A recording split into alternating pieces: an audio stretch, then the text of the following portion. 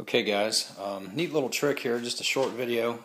I'm out here in the garage, and I'm trying to paint the rims on this semi-trailer body.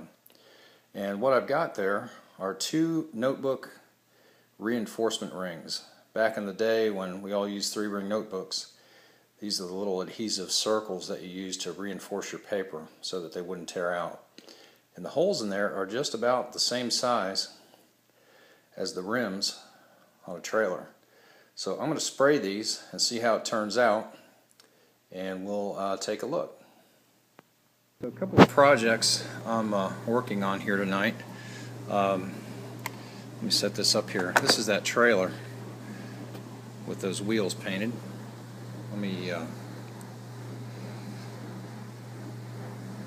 Let's see if I can get it close up here. I don't know how well that's going to show up. Turn around here in the light. But you can see that those wheel hubs are now painted gray. Came out pretty well. So those of you who don't have an airbrush can use Krylon, like one of our buddies here does, to paint everything.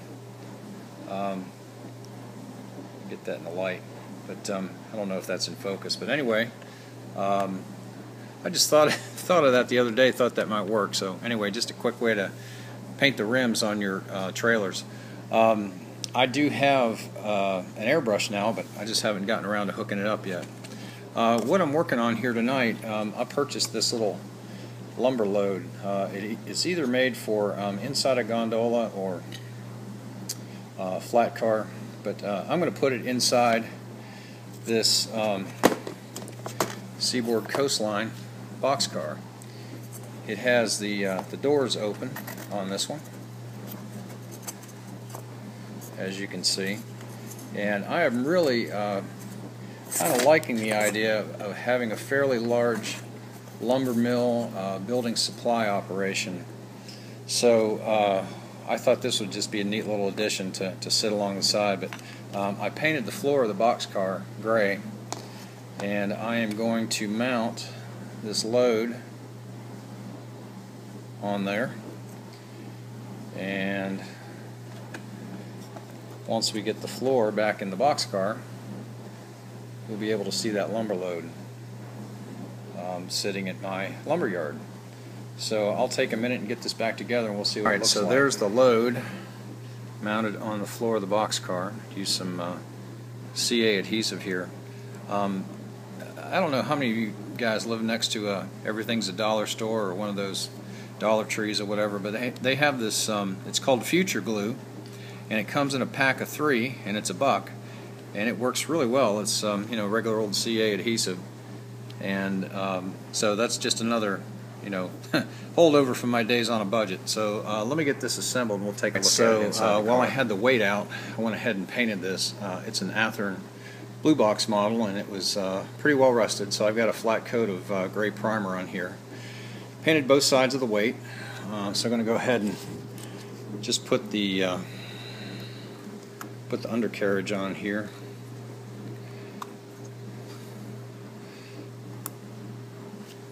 And we'll put the trucks back on.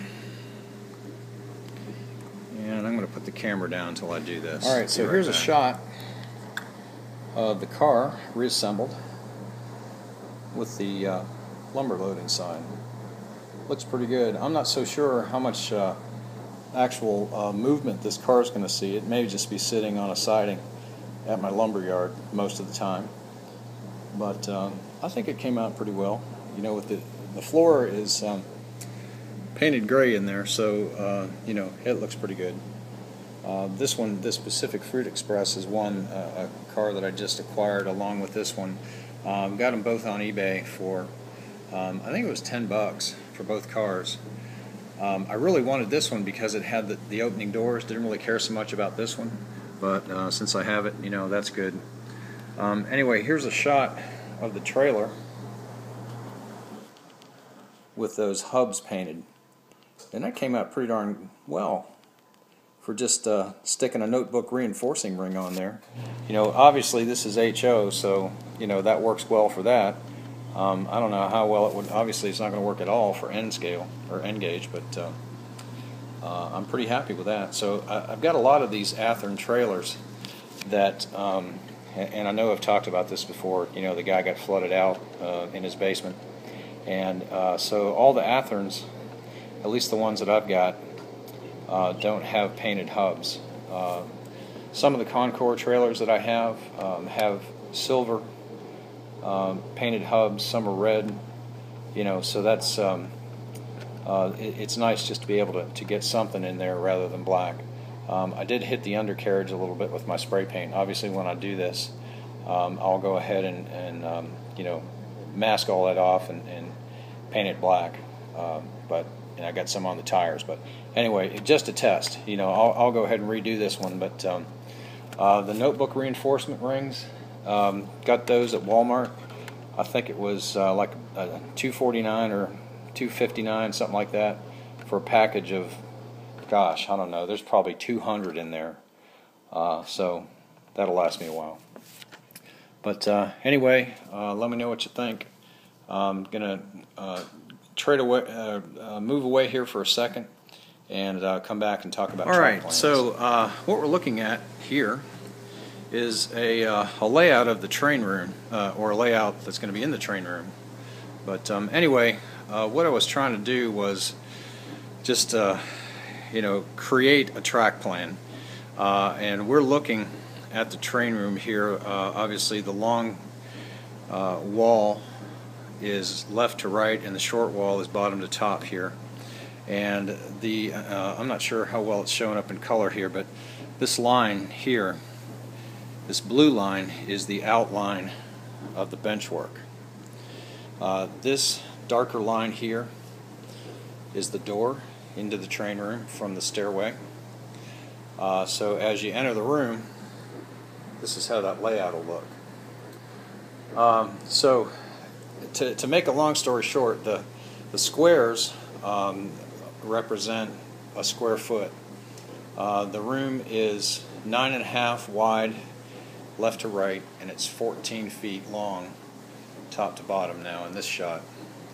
So I just tried to come up with a double loop design that I thought would be kind of neat.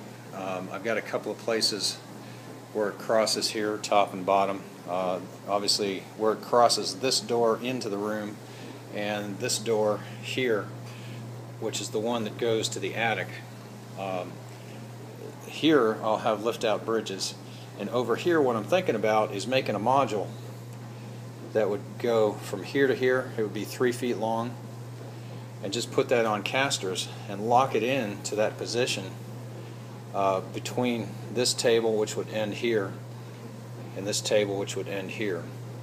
And then just have it on casters. I could roll it out of the way, and that would give me full access to my doorway there. So let me know what you think about that.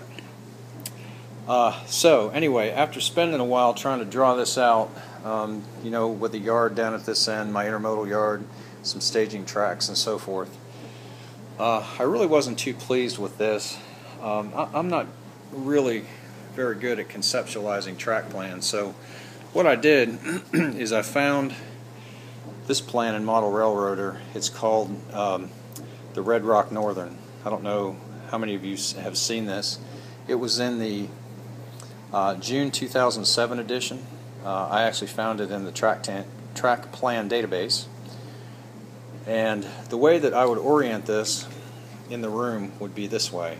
So as you look at the plan here, the door would be to the left, or I'm sorry, to the right. The attic entrance would be back here, and the yard still at the bottom here. This plan is in a room that is 9 by 11, so it's still 9 feet top to bottom on this plan, and it's 11 feet left to right. Obviously I'd have 3 extra feet to work with here. So I like the plan. It's a twice around. It's one loop, you know, it folded over on itself, if that makes sense.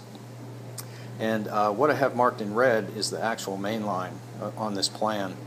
The circle that you see here is at track level, or table height here. There's no elevation to it, and it goes under a tunnel here and then begins a climb till it hits back here on this side, and it crosses over itself here. And at this point, it's probably going to be at least about 4 inches high. And then it comes against the wall, comes back across itself, and it comes back down to grade level here on the back side. So that's what I'm toying with right now. You know, I don't have to draw this. I can kind of see where things are, and since I'm going to have 3 extra feet to play with on these sides, I can put in an intermodal yard here, so maybe some staging tracks. I'm not going to have a roundhouse or an engine turntable at all. And also, I'm going to make this a little bit wider. This section on my plan, my version of this plan, is going to be 3 feet wide. This is 2 feet. This is 2 feet here. Mine will be 3. This is only a foot wide. 18 inches wide here. Mine will be 24. And this is 12. And basically on mine, it's going to be a bridge across the doorway here. And so I'll have a little bit more room in the corners, top and bottom, to work with. So let me know what you guys think. You know, since it is a twice around, I'll be able to run at least a couple of trains on there. There may be a way to actually create 2 loops on that. I kind of like the twice around though.